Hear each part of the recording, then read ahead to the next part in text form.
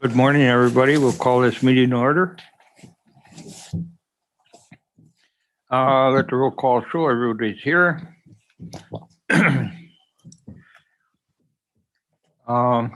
First off, we need an approval of the agenda.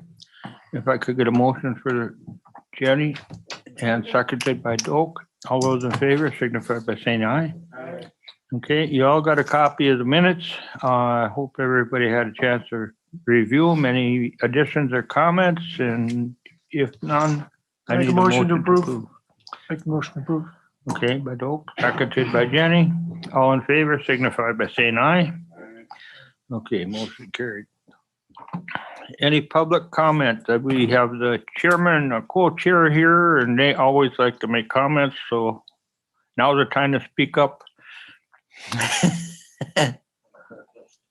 My only comment is I see that you're dressed in your best greens for the meeting. That's good to see. You're looking sharp today. Thank you. We wanted to make sure that people saw him. Yes, I'm, you know, No he's avoiding me. nearly blinding me, so I'm glad I'm sitting so far back. Safety first, yes. I'm still looking forward to the sermons of yours. I'd make Okay, one. all right, first thing up, who's gonna take it, Scott or Paul? I've got that. Okay, the monthly report. Typically, we focus on the previous month. Since February is only 2 months in, and very little has happened, we'll focus more on year-end 2020. A couple things with February, though. The most recent sales tax payment, $95,508. Again, down from last month, which is typically one of the two highest, a little higher than the previous 2 years. So on average, it's 103,000, but for the next month or two, we'll have lower than average payments based on our 3 full years of history, but that's expected. So the only other item to mention for February is when you look at the monthly summary. February is one of those times where you see a lot of the one-time payments stand out, and that schedule behind it called timing differences explains each and every one of them. So I did look through that, and there's nothing through February that stands out. So onward to 2020 year end. So we've talked about 2020 year end a little bit in previous months and where most departments ended up by department. The only thing new there would be the DA's office. Their grant came in a little lower. Again, related to COVID, less court activity in the state, less fees collected. So their grant was approximately $4,000 less than they had anticipated. We'll come back to that at the end of my presentation when we talk about the next federal stimulus. That and I did not get an answer from the DNR yet as to exactly how much we can take out of the long-term care trust. So because we are at a point where we have to close the books, I put in the 63,000-ish, the average annual expected amount. It could be that, it could be higher, but that's my best conservative estimate. And the DNR being the, I don't know, they oversee the trust. We have to get their approval before we take anything out. So if it's a little higher, then it'll be income in 2021 instead of 2020. And I don't know how long that'll take. Last year I had that answer in early February. This year it's just taking a little longer. And I don't have a reason for that. So department-wise, nothing else is different. Human services, I'll get to when we talk about the funds. So the end result of all of this is how did the county come out, and different funds have different purposes. So we'll talk, we have 40 plus funds. We'll talk about the big ones that have an impact. So from a fund level, that then ties into the fund balance, which means how did we do the current year? How much do we have for future years? So we'll hit the major funds that are on the fund balance, and I'll hit both of those points for each of the it's 6 or 7 major funds we have, and then anything else if you have specific questions. So the general fund, at the end of 2020, this is unaudited but final. So there could be some audit adjustments. Last year there were 2 small ones. We had a $552,000 surplus revenue over expenditures. And then we had some transfers in and transfers out. So the net result of that is an increase of 409,000. So a surplus of 409,000, which would be an increase in the fund balance of 409,000. Fund balances being fund balances, then we have some classifications of them. So we have a grand total in the general fund of $8.1 million, but we can't use all of that for future years. So we'll go through those categories. The general fund has all of those categories. So we want to carve out to say, okay, what can't we use and what is available?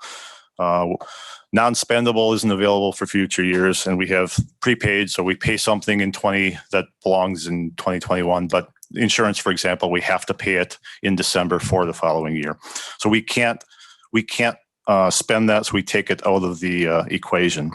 The biggest item worth noting there is the cash advance to other funds. So the general fund being the main operating fund.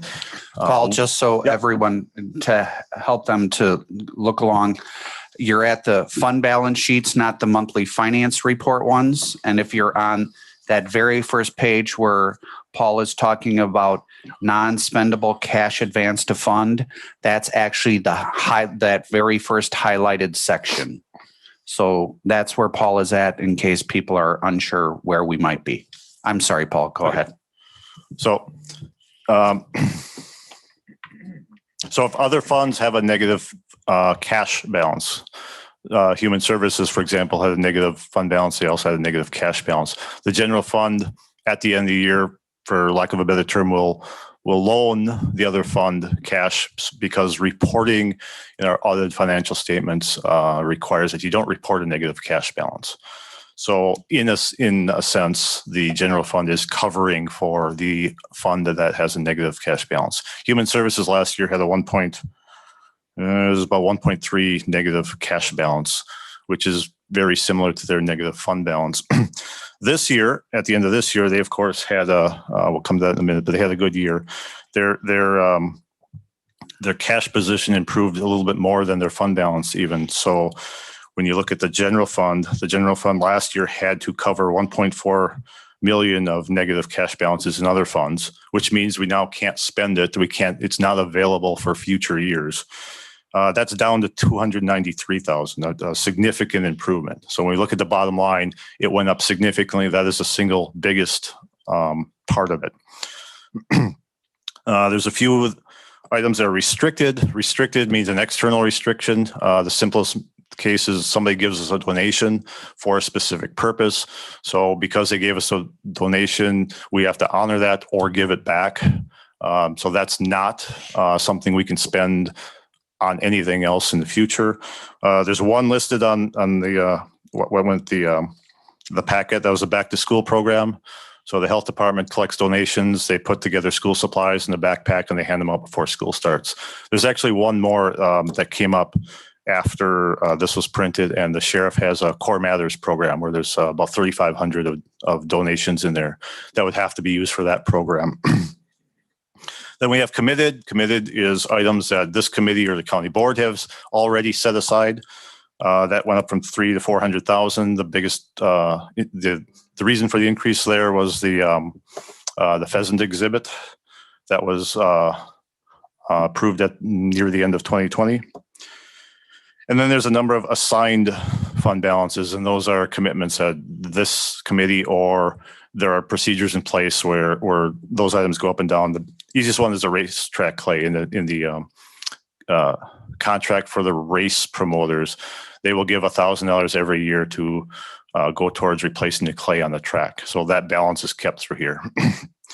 The bottom line for the general fund, the big picture here, fund balance unassigned, which means the county can use that for whenever and wherever they need to. The balance went up from 4.5 million up to 6.1 million, or in terms of a percentage, from 50% of our annual general fund expenditures up to 60%. So when we compare that to our target, our fund balance policy says the general fund should have 25 to 35%. We are well above that. And there's a reason for that, because even through the end of 2020, we have some funds that are still struggling a little bit, human services being the biggest one. They had an improvement. They're not quite out of the woods yet. They're on their way. But if something would be needed in human service fund, the general fund is going to end up covering it. So that's why that balance right now anyway is a little higher than the target. So general fund by far is the most complicated because of all the different departments in there and being the main operating fund. So every fund after this has a specific purpose and a specific sources and use of the funds. Human Services Fund, which I mentioned a few times, at the end of 2019 had a 1.2 million negative fund balance with a related negative cash balance. They had a $890,000 surplus this year. 600 and I think it's 17,000 that was a WIMCR payment. WIMCR payment is comes from the feds through the state for previous year Medicare losses. So again, that's not budgeted for because then you'd be spending it twice. So that was a sizable payment. It happens every year, certainly not that big every year. We did have 1 year where it was zero. So it could be zero based on whatever formula they run that through. That was a big part of it, but there's also the remainder of 200, no, I don't have the number here, 200 and some thousand of we'll call it operating surplus. So they had a good year on both sides. That's a gigantic step forward as far as negative fund balance for that fund. County Roads and Bridges, $448,000 loss. 400,000 of that was budgeted, and then the 48,000 above and beyond the 400,000 because winter was again another above average winter. And I believe we've talked about that. They still have 51, almost 52% of their annual operating expenditures in their fund balance. So that's another healthy fund. A note on the internal service fund for the highway. The audit for them is going on as we speak. This shows a $233,000 loss. It's not going to end up that way. When I look at their trial balance that was sent to the auditors, I see two things that stand out. One is their payroll fund has a higher balance than typical. And for their billing purposes, they record things a little differently. But with COVID, there was more paid time off or sick. That increased what they have in their payroll incidental labor fund. So their rate will go up next year to cover that. That's about 70,000 if I remember right. And that will carry forward in the future years' billings. That's a closing entry that doesn't happen until the very end. So it's still in here. The other thing I look at is some of the inventory balances don't really make sense. They're too low. So when I look at salt at this time of the year and other ones this year versus previous years, that inventory balance is way too low. I know they have more salt on hand on December 31st. So that means the expenses will go down and the profit will go up. We won't have $233,000 loss when we're done.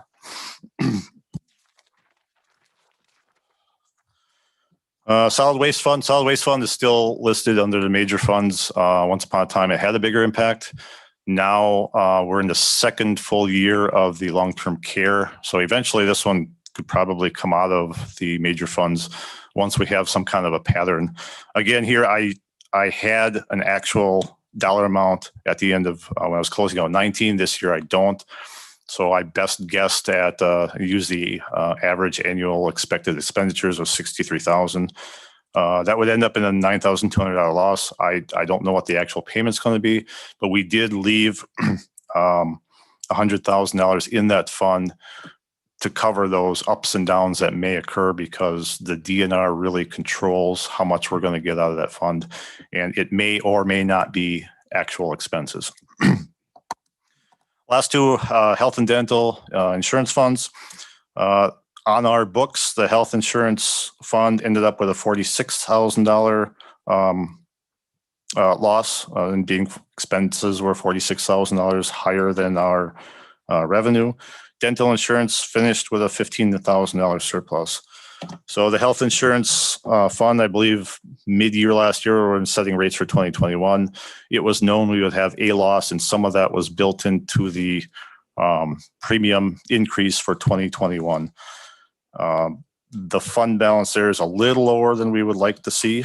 So we would continue adding a little bit to the premium to build that back up to the level it should be.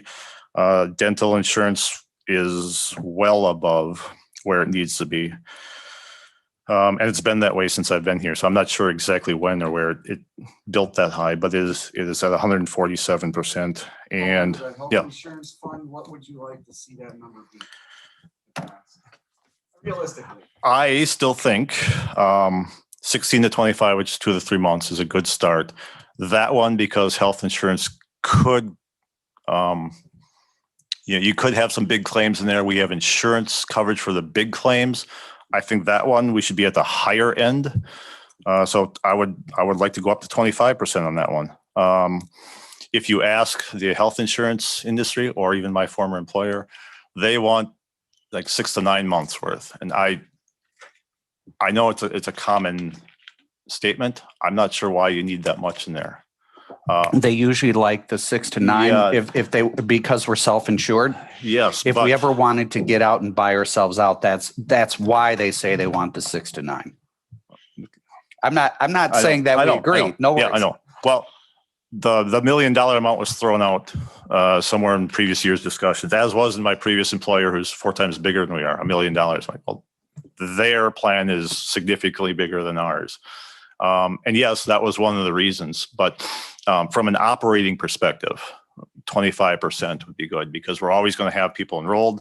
We'll always be paying, and we are covered by the reinsurance for the bigger losses and the bigger payouts. There is a timing difference, though. So if we have a large payout, let's say somebody goes in for a major procedure and we have to pay out, say, $500,000, there is at least a 2 to 3 month lag before we get that back from our reinsurance. So there's more cash flow considerations here than most other funds. And that's why I would say at the top end of that range for that specific one. Every other fund out there either is specific purpose where it's restricted for something, say donations or whatever, or it's such a small amount, it really has no sizable impact on the county. So I'm not going to go into the smaller ones. Every individual fund we have, though, is listed on the report that was sent with the packet.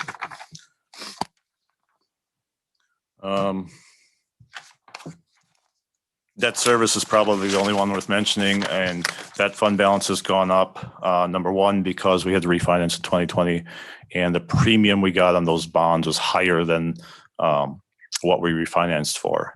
So that goes into the debt service fund to be used in the future. And number two, last year we started taking some of our general fund surplus, a percentage of our general fund surplus, sending it to the debt service fund. So at the next opportunity, we could prepay some of our debt, which leads me into the next part.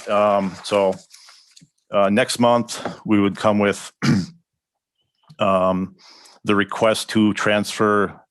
I think it was 10% was our benchmark of our general fund surplus, which was 552,000. Transfer that to the debt service fund. We had a surplus this year. We should use it for some purpose rather than just building our fund balances bigger than they need to be. Prepaying debt is a very good way to do that.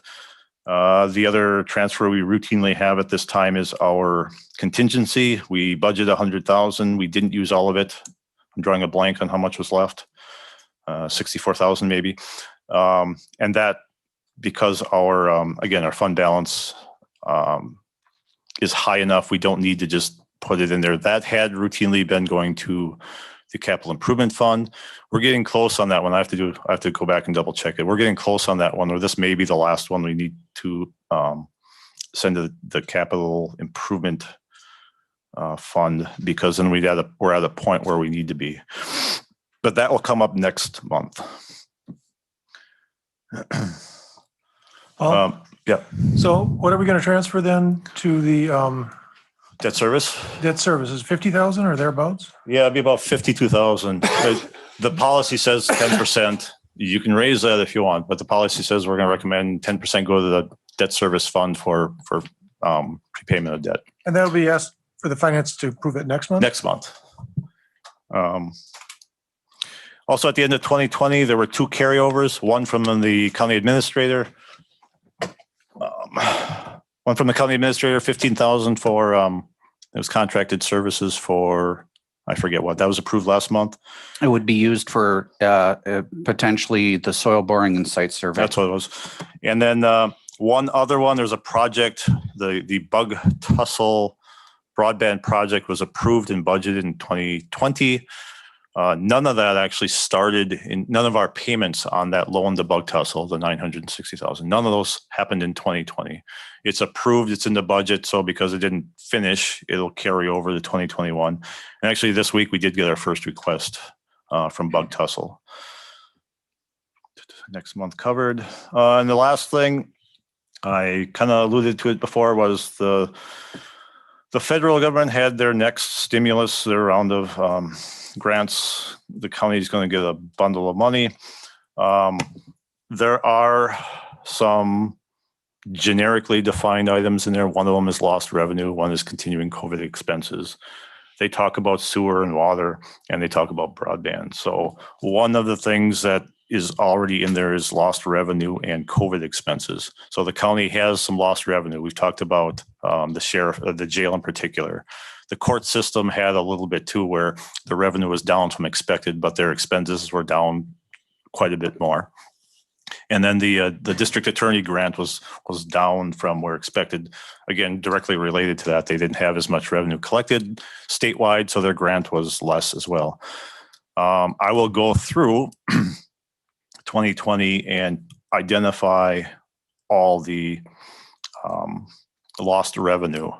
So in 2020, as it's recorded now, obviously we're closing the books. We can't put it in there, but there is money coming that'll cover some or all of that. The lost revenue isn't clearly defined. So if they leave it up to me, it's what we're expecting, what did we get?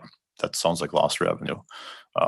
It also focuses on revenue only, not expenses. So in the jail where we had no prisoners for a while, inmates for a while, we lost revenue, but we also weren't spending as much. And then lost revenue looks at one side of the equation. So we'll cover some of that, but it's going to show up in the next year.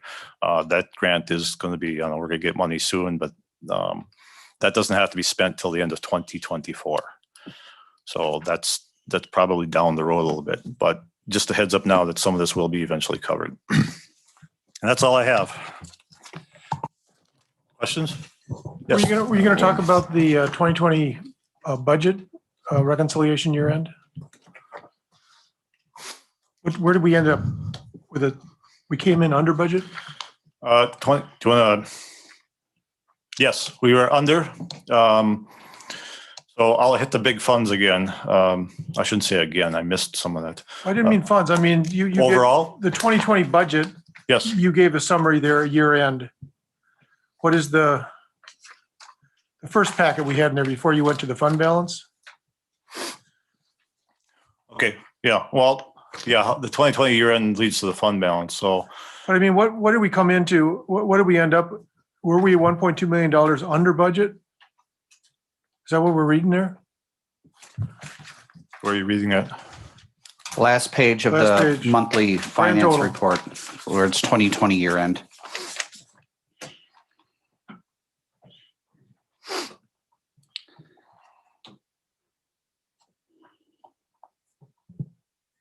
No, it's not 1.2 million.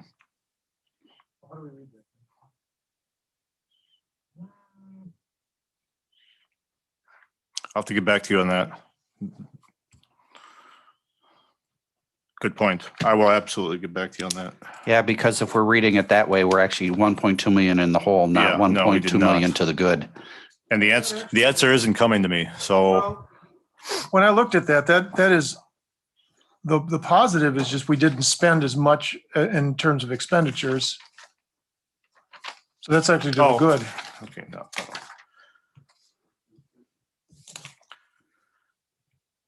Looking at a different column, if you combine everything the county did, that's what we can spend, what's restricted, everything. The second column, the grand total, 28,000. That's revenue over expenditures. That's in the fund balance. I was just looking at the Yeah. budget. Yes, this page, budget. So the last page of the budget.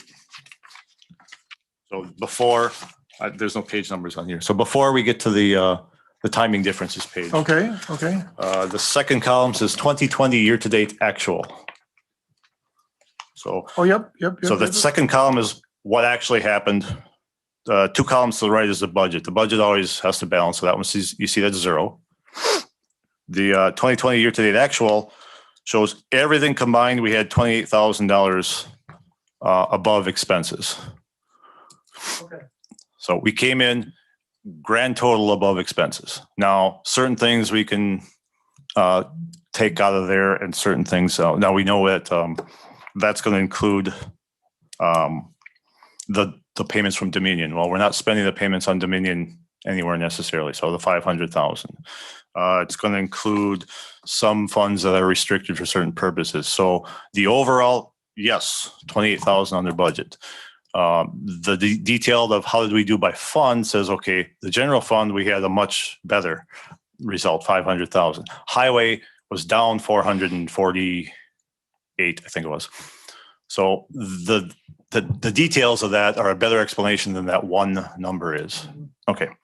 But if you're talking the total, like you mentioned Dominion, so $500,000 is helping balance Yeah. the bottom line.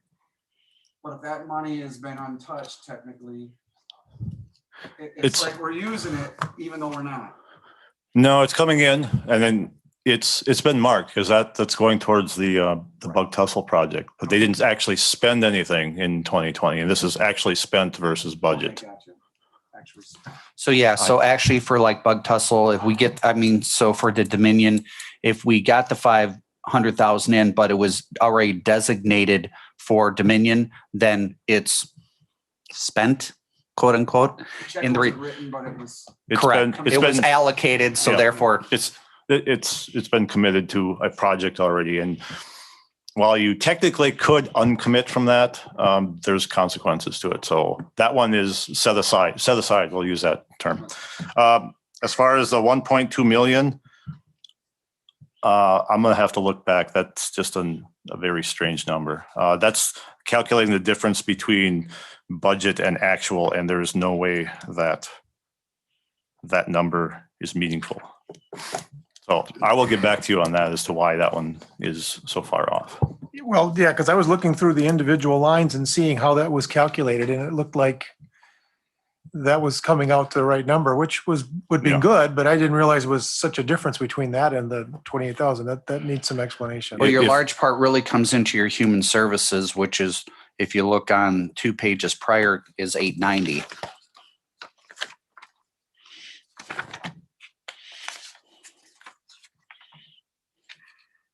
And maybe it was just entered in wrong because the other revenue we have as a deficit, not as a positive, No, human services. unless I'm again. Yeah, counting 890 that is the wrong. biggest one. So difference between budgets. So we budgeted human services to come out to zero.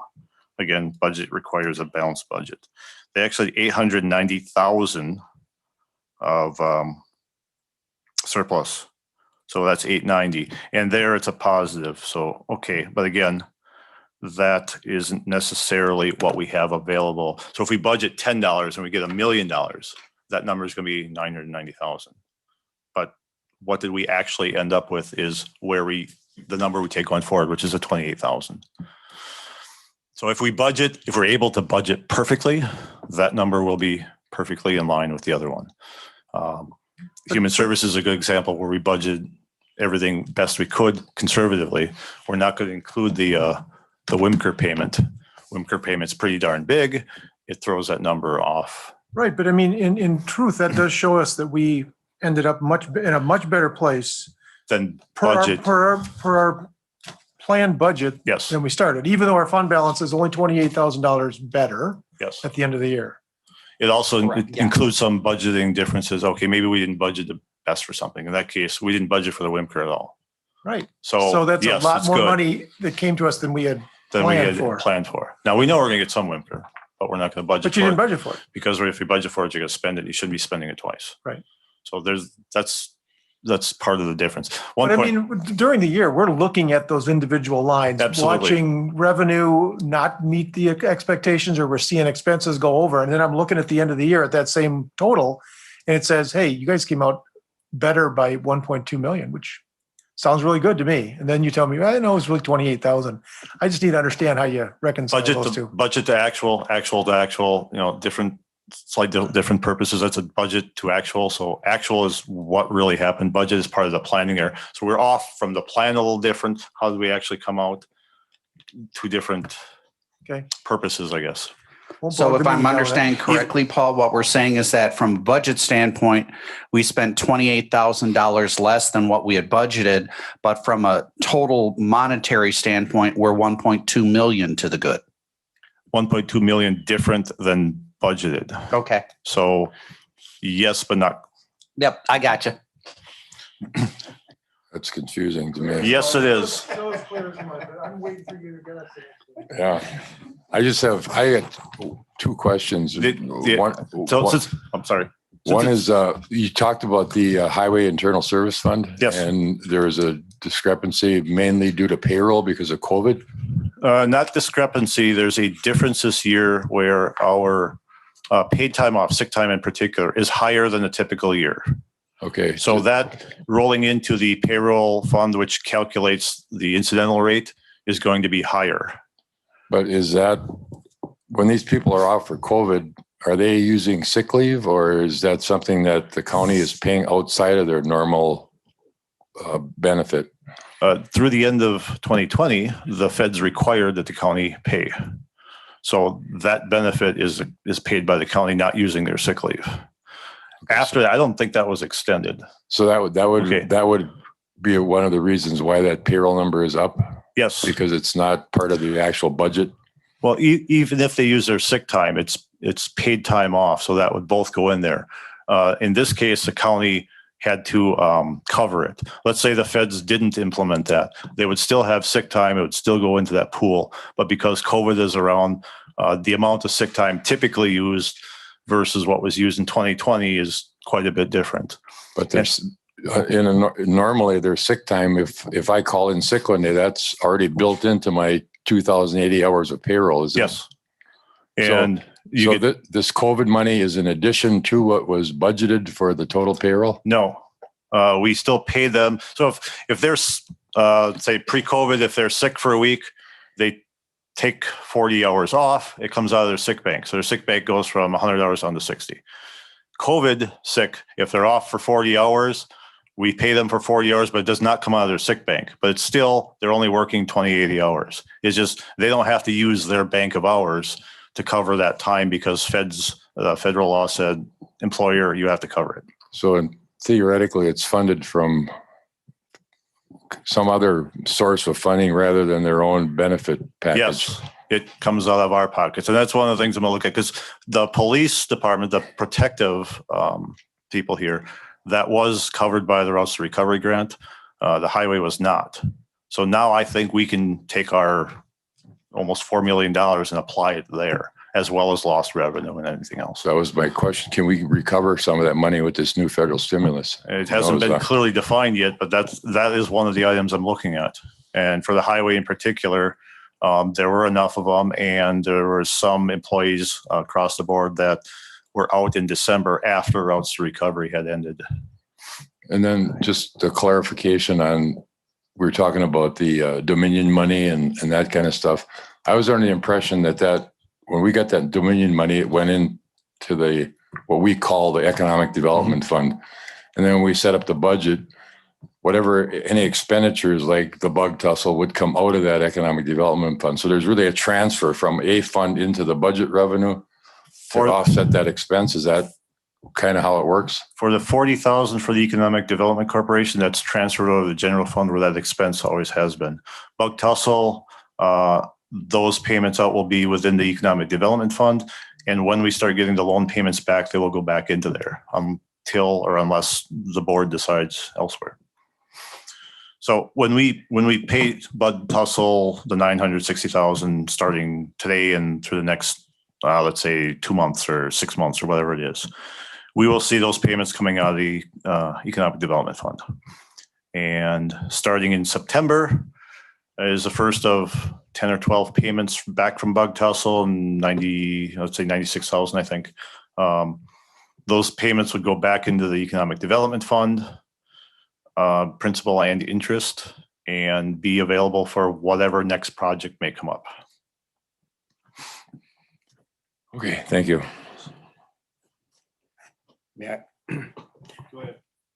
May I ask a question?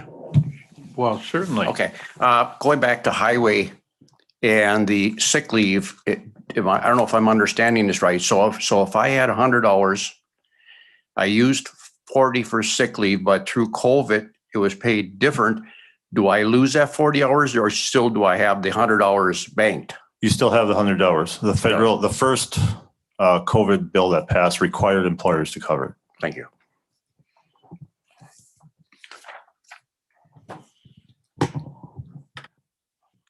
Any other questions? Okay. I'll just say it from the end of 2020, we had a good year. And well, yeah, and one more thing. So this would be year number 5 or 6 for me. We've had 5 or 6 good years. It will happen where we have a bad. We've had the departments that have bad years, but overall we've always had pretty decent years. It's going to happen where we have a bad year. I really thought 2020 was going to be it, and it wasn't. The sales tax was a big part of it. But there were other areas that had the potential to go south and didn't. So great. On the same concept, though, I know that there is carryover into 2021. I believe Human Services is seeing some of the side effects of being locked down for months on end, and that's probably going to carry into at least that department and maybe others into 2021. So as much as I say yay for us, we're still not out of the woods, obviously. Okay. Who's doing? I will, again, it won't take that long. So for the medical and dental financial reports, as always, I look for the medical, at least percentage of premium equivalent after 2 months. We're at 95.76. If you did see for 2019 and 2020, we were over the amount that we had collected in premium. So depending on how things look near budget time, we may want to then increase the premium slightly to build up that health insurance fund to therefore be able to cover those types of losses. But for right now, nothing to be overly concerned about. From the dental standpoint, right now we are at 108% as of the year. But again, we're only 2 months in. As you can see, we usually come pretty close year to year to averaging right about the 100. So we seem to be okay there. In February, we still have, we have currently 2 large claimants involved there. We'll see how that continues to go throughout the course of the year. Again, not a bunch of huge stories to give you. We're only 2 months in. We can, if we go further into the year, then we can be talking about premiums. And from a large claimant standpoint, if we have a large number and continues to be that way, we can bring in Horton to talk about if there are strategies that we can employ regarding large claimants. But more often than not, large claimants, you have insurance for a reason, and therefore that's why we offer that to our employees for those large costs. Questions at all about medical, dental, or large claimant? If not, then with the chair's permission, we'll just move on to overtime. Go ahead. From an overtime standpoint, again, only 2 months in. So looks to be going okay. Right now, we see the jail division is a little bit high from what we budgeted. It's already 3 months in at about a third there. So we're probably a little bit above from a what do I want to call it, from a percentage standpoint, because we've already spent about a third of our budget in the jail division, and we're only 25% into the year. But We'll see how that goes. Again, it's still early. We will start to see probably a little bit more overtime in the highway with the weather getting warmer and us doing more projects, but that's not uncommon either. And again, remember, a percentage of that overtime does go to state and municipals for projects that we do for them.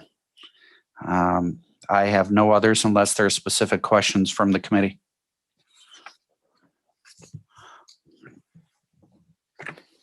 Okay. Move on to Kewaunee fees. Sure. What I had done, if you remember from last week, is I had sent requests to all of the departments. Actually, I gave them till April 15th to send me their items, but I did want to touch base with you, and I can make a copy to send to you. There's a number of departments that do not have any fees that they charge the public, and there are some departments that do charge fees, but those are set by Wisconsin statute. I'll give you those: the administrator, child support, the courts, the finance director, information technology, and maintenance do not charge the public any fees.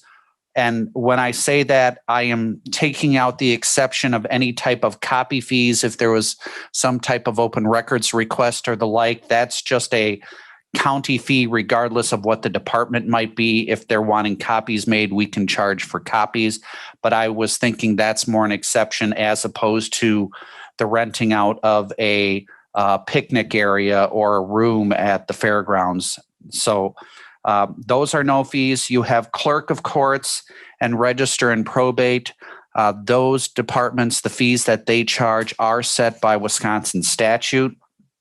I have received fees from 4 other departments, but I wanted to wait until next month. And then we as a committee can decide specifically which departments we would like to have come to the finance committee and discuss fees as to how do they compare to other counties? Should they be increased? I can give a couple different examples. One is, of course, promotion and recreation, which rents out picnic shelters and the fairgrounds and the like.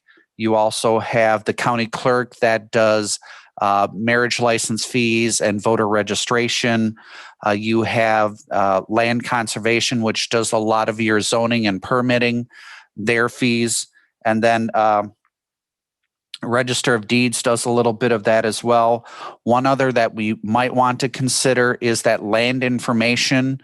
Steve Hansen's office does charge the public for data, but no other county does. In fact, the general consensus amongst most others is that we shouldn't be charging for that.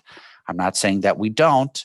I think that's an item of discussion that we could have. Should we continue to charge for providing data when it would be considered public domain type of information? But we can do that next month. Plus, we have sufficient amount of time. I was assuming that we would be really looking at this stuff in May and June, July at the very latest, and then that starts to put us into the budget season, as well as then reviewing county debt and how we go about doing our debt. Is there any questions? Mr. Chair, I would encourage this committee, if there are fees already in place, I would discourage the committee from eliminating any. I mean, it's one thing not to increase, but at the same time, when we talk about land information, okay, it's public domain and so forth, but there's cost to the county. And, do you want to reduce your revenue? I'm not disagreeing, Mr. Chairman, at all. I'm just making people aware is all I'm doing, because you guys make the decision. Other counties don't charge. Well, they got deeper pockets than we do. I agree with you. Because if we don't charge people that come and want this information, you know who ultimately pays? Yeah. You do. I mean, that money comes from somewhere. There's no tree out back. I know sometimes there's people that think that there is, but there's no tree out back where Paul goes and picks the $20 bills off of. No, that's up behind the cool motel, and I was up there last night and stripped it off. Actually, they're not $20 bills back there. They only do singles. Yeah. That's the tip jar. Okay. Policy, naming of administration and other buildings. Thank you, Mr. Chair. What I had done from the committee had directed administration to try to put together a policy and kind of a policy as to the regarding of naming of county-owned buildings, properties. And so from doing some research for different other forms of government that name their buildings and properties, that is from cities and school districts and universities and the like. I be honest, took a lot of verbiage from different places and kind of put it together into a purpose, policy, and guideline, and then kind of have now put this forward for the committee to consider, and it can decide whether it likes this, whether it wants additional information, or whatever other concerns committee members may have. Okay, I had a chance to review it pretty decent. I like the policy, but I'd like everybody to look it over because this is a discussion item. It's not an action item. Let's look it over and come back with any suggestions next month. And if anyone has any comments, Tom, I see you're lighting up already. Just, this is a personal comment, and whether it affects anybody else's decision, but I don't have any problem with the idea that's being put forward here, but my concern is that what about all the people that were involved in the county in the past, and what about all the people in the future when we're not here are going to be involved in the county and should possibly deserve recognition? How do you balance that out? That's my only concern about giving names to specific pieces of property or buildings. Right. The only thing that I can throw in there, Supervisor Rompton, is we've never really had a policy before, and what your concern is a very valid one, because we can definitely not look forward into the future, and to a certain degree, it's difficult for us to look into the past as to who may or may not have been there. We do know that we have named certain other things. We have Reckelberg Park and Casco Junction and the like, and we've done some of that as a county already. And I guess the one thing that would probably be nice is that to have some type of policy in place. And the probably the most important part in here is that even though you have a policy in place, that does not preclude the county board from removing a name or changing a name or anything in that respect. I think this just helps to give a kind of a structure and a process to move forward if the board were to want to do such a thing. I do think you did a good job in putting this together. It's a good piece of, good reference guide. So it would be up to the county board if we want to bring that forward. Would be fine. Mr. Chair. Yes. Where it says under process 3.A, the Finance and Personal Property Committee is to consider and make recommendations for the naming of a county building or property. Then says, those who can make it. The committee shall submit a recommendation. This doesn't go to the full, unless I'm missing it, this doesn't go to the full board? All right, where is that?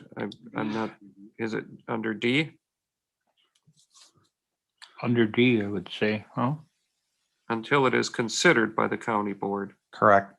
Okay, Plus, so if it should somehow, because it is, yes. Well, if we go to the general statement under A with Sure. A1B, the prerogative and privilege of such naming of properties and facilities of Kewaunee County are vested in the County Board of Supervisors. Okay. I just wanted to make it clear Nope. because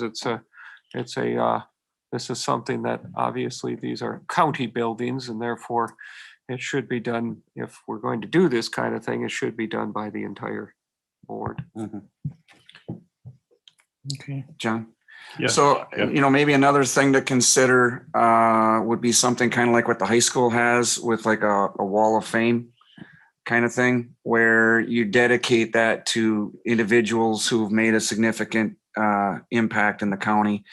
And, that's something to consider also. There's a variety of things that could be done, Supervisor Vollenweider. I know that some folks, what they will do is they'll name rooms. Yeah. So let's say that you had, perfect example is Bob Mattice had been with the county human services department for 35 plus years.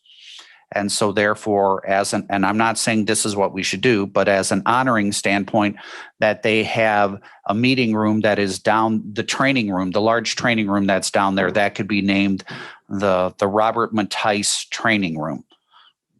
I mean, there's a whole, or you can do a wall of honor, and there's a whole variety of things that could be done. I think this helps to put together some type of process, and then ultimately the board gets to decide how that all goes forward. So, yeah. Duke?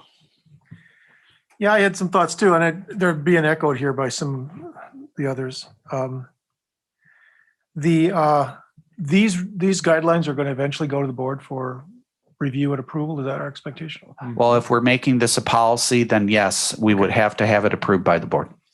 My next question was, why don't we consider rooms or add the wall of fame or something like that for, gives us more of a variety of things. I think there's also a question of, should we do it into perpetuity, or should we just do it for a period of time, or some way to, pull it out gracefully if, as Tom was saying, it seems so out of date that why are we still, calling a room after someone nobody even knows anymore? I'm troubled by the idea of merit honor. On one hand, this started out with a discussion about an individual who'd served in a role in county government who was actually an employee of the county. So is that merit honor? And when I start thinking about people who merit honor, I'm thinking about people who have fallen in the line of duty, that whether they're in the county or in the armed services would merit honor as well. And I don't know how you get that gradient and be a little, I think the other thing I'm worried about too is a rush to judgment. We go in there, we have somebody or someone petitions for it, and we name somebody something after a building after someone, and then someone does something significantly greater, and we don't have a building to name after them. If you follow what I'm saying there. I'm sorry, I interrupted Supervisor Baker in case you had more. And then I encourage us. How do we encourage people to be, for lack of a better word, stingy with the naming honor? We can't just have everybody thrown out here. Here's somebody who worked for 30 years in this role. They should have a room named after them or something. And I'm not saying they don't deserve merit, but how do you get a good way of distinguishing those who really have been exemplary? And that's what I'm troubled by, is just opening up for people naming things, rooms or buildings, and we'll pretty soon have everything named, and we'll no longer have the ability to pass that honor on to someone who really maybe deserves it even more. Absolutely. And you raise a lot of great points, Supervisor Baker, and those are all kind of the criteria that I think that as we go through the process, the Finance Committee would have to begin with and kind of vet through. I'll start first with, as for length of time, you're right. There's going to be certain people, maybe 50 years from now, that would not know who Harold Reckelberg is, or whomever. And so there's always that kind of issue that you put through. And I'm not disagreeing. The other argument would be, well, we keep that name there so that way those that don't know can therefore be re-educated as to who that person is and what they provided to the county.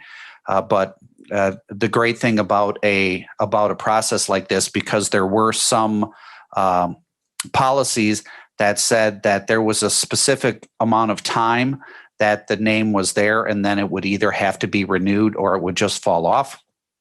As for merit and honor, I'm just going to go with the whole beauty is in the eye of the beholder type of thing. And some could be, well, Maggie was a nurse for 50 years with the county, and we're trying to do this. And she was an institution, and so therefore they feel that it's an honor. Another could have been, from a military service, or for that matter, knock on wood, it hasn't happened. A sheriff's deputy dies in the line of duty, and therefore we want to honor that sheriff's deputy. Again, that would be something left up to the committee. And then last but not least, which I understand what you're saying as well, because you always worry about that, is once you name it once, now every 2 years or less, someone wants to name something. And again, that's where the committee and the board is going to have that courage to not allow just anyone and everyone to be named. A bad analogy, but what you were starting to see in the state legislature is you would have a classroom in some school district throughout the state wanting to name the official. In fact, we have that. If you've ever looked in the opening cover of a blue book, they talk about here's the state's the state's official domesticated animal, their official fossil and fruit, and just so you're aware, the trilobite is the state's official fossil. But and so you would have every class doing that as kind of their project. And the legislature, after a while, just started to put a kibosh on that because it was taking them away from everything else. And so I agree with you worrying about going on a naming binge, but that's where, as elected officials, you'll have to make sure that that does not happen. And putting the framework together. Correct. I would make a couple of comments. First of all, if this policy is put in place, I am going to bring forth a resolution for the naming of the Supervisor John Mastelier Memorial Toilet. I thought it was the garbage bin. Let's at least stay relatable solid here. Waste, liquid waste, it's all Okay. waste. In recognition of his years of service in the waste industry. I think that makes sense. But I will say that I just this whole we'll have instead of a ribbon cutting ceremony, we'll have the Ceremonial flush. ceremonial flushing. I do, in seriousness though, although I am serious about that too, in seriousness, I just really think I appreciate the sentiment. I know that I've heard many comments about Ed's many years of service, and and that's wonderful. I think that, but as you start to, even the limited amount of time that this committee has already spent on this, I think this becomes, it just opens up so many things. I personally have not ever lived in a county where they did this kind of thing. I have my reservations about it because of all of the issues that it opens up. I think that there are perhaps more effective ways to recognize someone. And I also think that we have a lot of pressing issues before the county, and for I just don't know that the taxpayers, the citizens of the county, really would like to see their elected county officials spending what is going to be a considerable amount of time on this kind of thing.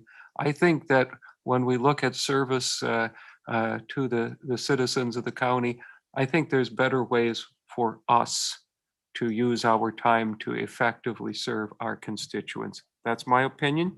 If this committee, though, brings up a resolution, I'll be happy to bring it to the full board for consideration, followed by my resolution for the Supervisor John Mastelier Memorial Toilet. A royal flush. Actually, there's a royal flush up in Dorconi that's in the waste business. So This is one of those items that, on the surface, it's a popular thing. It seems popular, but ultimately, is it the right way to go? They always say the popular decision is not always the right one. So I don't know. sometimes they are and sometimes they aren't. Okay. there's no other comments moving forward. Everyone have a chance to review the vendor payments?